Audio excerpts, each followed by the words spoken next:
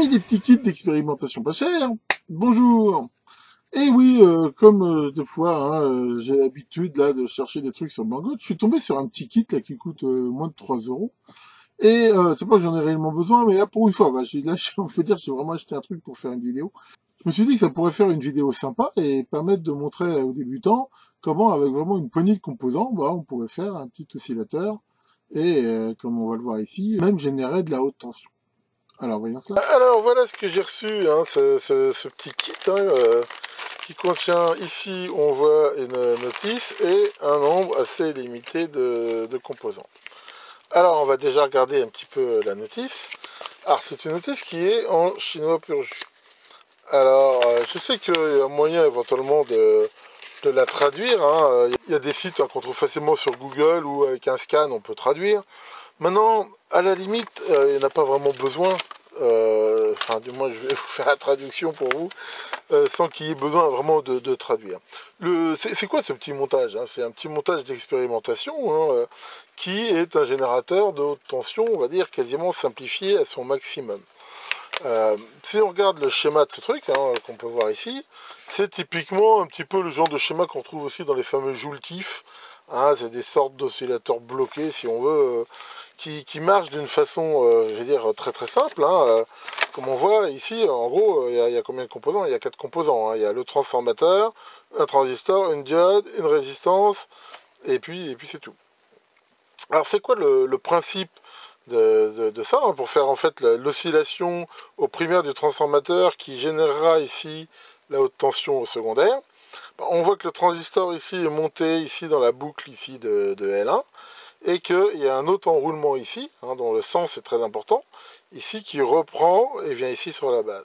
C'est quoi l'idée? L'idée, c'est que quand on va mettre ici la tension, hein, donc ici il y a le plus, hein, voilà, à ce moment-là, qu'est-ce qui va se passer? Et ben, en gros, l'enroulement ici, comme ça, au début, il va se comporter un peu comme une simple résistance, hein, si on veut. Donc il y a un courant ici qui va circuler via L2 dans la résistance, hein, qui le limite, et la diode ici, qui va rendre le transistor passant. À ce moment-là, il va se saturer relativement vite, et donc faire passer ici un courant dans ici L1. Ce courant ici, donc, il va établir un flux magnétique dans le transfo. Et ce flux magnétique, il va aussi donc traverser L2, hein, avec tout ce beau monde est bobiné ensemble. Et L2 est mis dans un tel sens que l'apparition de ce flux magnétique donne ici une tension négative, en fait.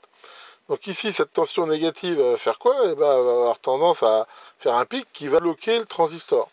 Hein, et d'ailleurs, la présence de la diode ici, c'est justement pour éviter que cette tension négative, ici, dépasse la tension maximum qui est assez basse de la jonction base-émetteur ici, ce qui aurait pour effet de faire marcher ça en avalanche et probablement de détruire le transistor. Hein. Donc c'est cette diode qui est une diode haute tension, hein, la FR107, voilà, elle bloque. Bon, donc ici on va avoir une impulsion très fortement négative qui va avoir tendance donc à désaturer le transistor.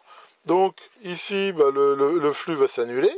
Et après, je veux dire, voilà, une fois l'impulsion passée, on va retrouver la condition de départ, et c'est ça qui va le faire osciller. Donc en gros, ce qui détermine ici la fréquence de ce truc-là, bon, on va dire c'est la caractéristique magnétique du transfo, et les bobinages, ici, enfin, des bobinages oui et non en fait, parce que bon, les bobinages, enfin, c'est surtout sur la tension, mais enfin le coefficient, on va dire, de self-induction va aussi jouer.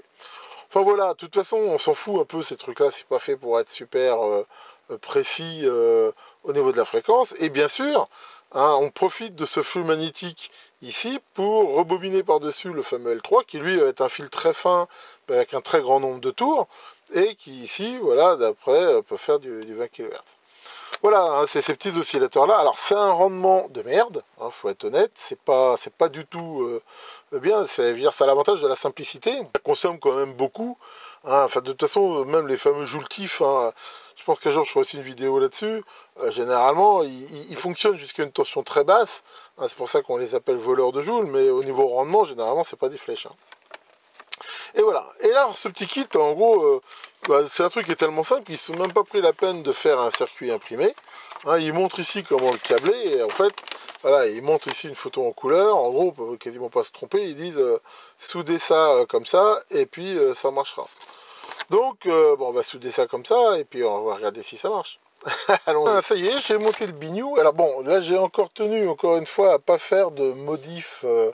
Enfin voilà, j'ai rien voulu changer. J'ai pris le schéma exactement comme ils disent.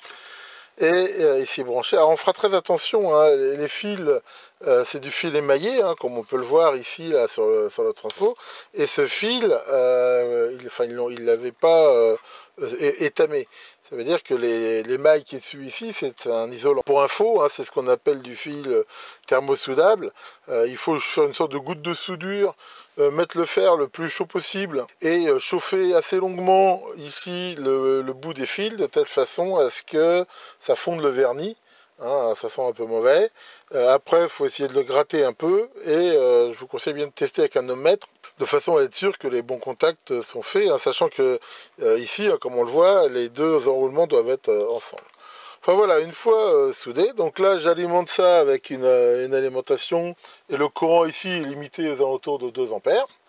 On peut voir aussi que ici ils ont tordu un petit peu, je sais pas si on voit bien, voilà le bout du truc. Alors c'est fait exprès, hein, c'est fait pour diminuer l'espace ici, de telle façon que la tension soit suffisante pour faire des étincelles. Hein.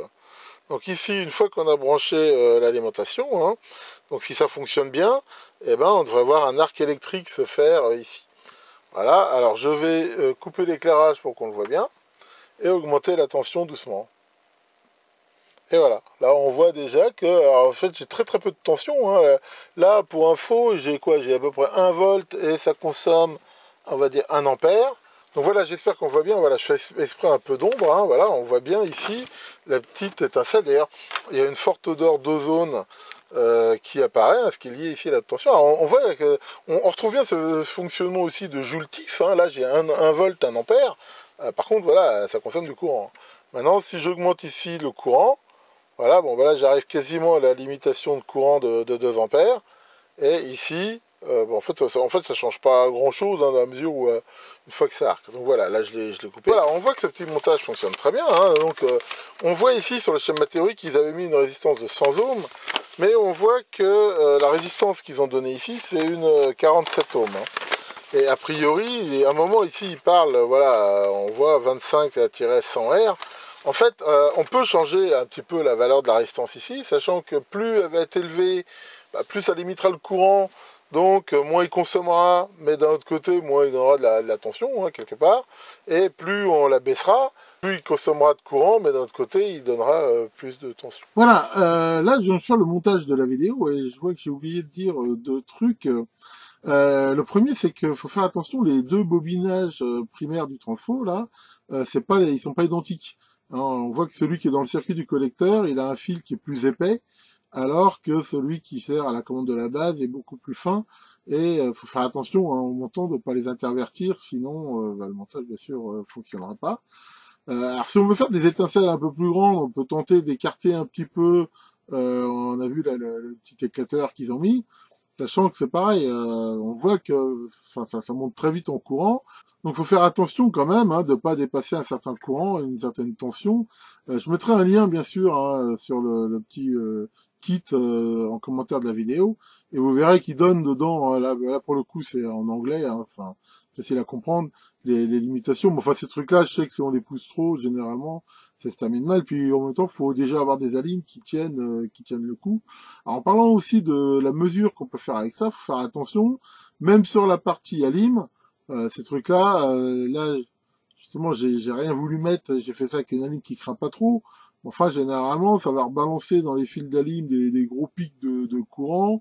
Ça rayonne comme c'est pas possible.